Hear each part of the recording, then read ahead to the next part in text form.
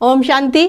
मैं बीके राजेश्वरी सभी आत्माओं का स्वागत करती हूँ। आज मैं आप सबको बताऊंगी सबके लिए हम शुभकामनाएं शुभ भावनाएं क्यों नहीं रख पाते। देखिए, ऐसा होता है कि कोई हमें गलत कहता है या किसी ने हमें ऐसी गलत बात कह रखी है कि वो हमारे दिल से नहीं निकल रही है। ऐसा होता है, इसके लिए हम शुभकामनाएं शुभ भावनाएं कैसे रखें, क्योंकि दिल से निकलती नहीं है शुभकामनाएं शुभ भावनाएं। क्योंकि कुछ ऐसा कठोर वचन बोल रखा है, ऐसा दिल दुखा रखा है कि उस इंसान ने उस चीज़ का घर बना रखा है मन के अंदर, तो अंदर से शुभकामनाएं शुभ भावनाएं नहीं निकलती। तो इसलिए कहती हूँ कि आत्मा का पाठ पक्का करो। ये शरीर तो विनाशी हैगा, आत्मा अजर अमर रहेगी। आत्मा शरीर में है तो इंसान बोल रहा है, चाल रहा है, अच्छी बात कह रहा है, बुरी बात कह रहा है। तो इसलिए कहते हो कि आत्मा का पाठ पक्का करो और सबके प्रति शुभकामनाएं शुभ भावनाएं रखो। देखो, अगर बाबा से प्यार करना है, उस परम पिता परमात्मा से प्यार करना है, तो पहले हमें इंसान से प्यार करना पड़ेगा, क्योंकि वह इंसान वह आत्माएं भी उस परम पिता परमात्मा के बच्चे हैंगे। इसलिए कहती हूँ कि कोई भी इंसान आपको कितना भी गलत कहे, कितना भी आपका दिल दुखाए, कितना भी आपको कुछ गलत कहे, लेकिन आपको उस आत्मा के लिए शुभकामनाएं और शुभ भावनाएं रखनी है। देखिए, अगर आपको कोई कुछ गलत कह रहा है तो आप ऐसे सोचा करो ना कि वह आत्मा की सोच ही ऐसी हैगी। जैसे जिसकी सोच होती है, जैसे संस्कार होता है, वो वैसे ही काम करता है, वैसे ही बोलता है।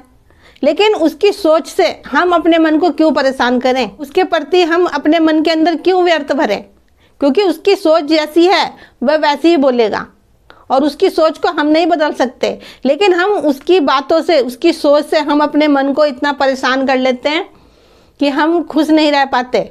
जब हम खुश नहीं रहेंगे तो हम किसी के लिए कैसे अच्छा सोचेंगे, कैसे शुभकामनाएं शुभ भावनाएं देंगे। तो देखिए, ये तो ड्रामा है, जैसा जिसको दिया है वह वैसे ही लौटाएगा। लेकिन आपको अगर ड्रामे की समझ है तो आपको कोई आपके साथ कैसा भी व्यवहार करे, लेकिन आपके दिल से उनके लिए शुभकामनाएं और शुभ भावनाएं निकलनी चाहिए। देखिए, शुभकामनाएं शुभ भावनाएं जब भी निकलेगी जब उस परम पिता परमात्मा की याद रहेगी और मैं आत्मा हूँ, जब भी तो सब आत्माएं नजर आएंगी, और नहीं तो सब शरीर नजर आएंगे।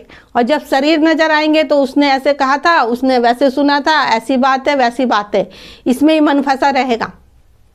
और फिर अच्छा सोच ही नहीं सकते तो अच्छा बोलोगे कैसे। और जब हम अच्छा सोचेंगे तो अच्छा बोलेंगे भी, दूसरों को भी अच्छी समझानी देंगे। देखिए, दूसरों के प्रति शुभकामनाएं शुभ भावनाएं रखना कोई मुश्किल नहीं है, लेकिन जब हम उन्हें आत्मा देखेंगे, आत्मा समझ भाई भाई की दृष्टि रखेंगे तो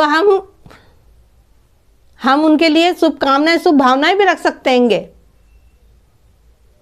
लेकिन अपने अंदर मैंपन ना हो, क्योंकि जब हमारे अंदर मैंपन होता है ना, जब भी हम किसी के लिए कुछ अच्छा नहीं सोच पाते, ये मैंपन हमारा नजरिया ही देखने का खराब कर देता है। इसलिए कहती हूँ कि आत्मा का पाठ पक्का करो, क्योंकि सबको आत्मा की नज़र से देखोगे, उस परम पिता परमात्मा के बच्चे समझ के आप देखोगे, तो फिर आसान हो जाएगा सब कुछ, कि सबको हम दुआएं कैसे दें, सबके लिए हम अच्छा कैसे सोचें। देखिए, मैं तो यही कहूँगी कि जब भी आप योग करें, उस परम पिता परमात्मा से बातें करें, तो आप सबके लिए शुभकामनाएं शुभ भावनाएं जरूर रखें। क्योंकि जब हम सबके लिए शुभकामनाएं शुभ भावनाएं रखेंगे तो हमारे विचार भी अच्छे हो जाएंगे,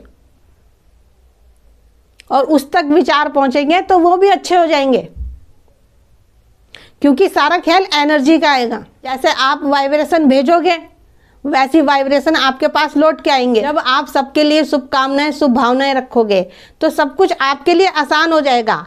लेकिन इसके लिए पहले आत्मा का पाठ पक्का करें कि अपने को आत्मा देखें और सबको आत्मा देखें, और सबके लिए शुभकामनाएं शुभ भावनाएं रखें। तो मेरा आज की वीडियो बनाने का यही उद्देश्य था कि हम सबके लिए शुभकामनाएं शुभ भावनाएं कैसे रखें। तो ठीक है, फिर चलती हूँ, कल फिर मिलूँगी कोई नई वीडियो के साथ। जब तक के लिए ओम शांति ओम शांति।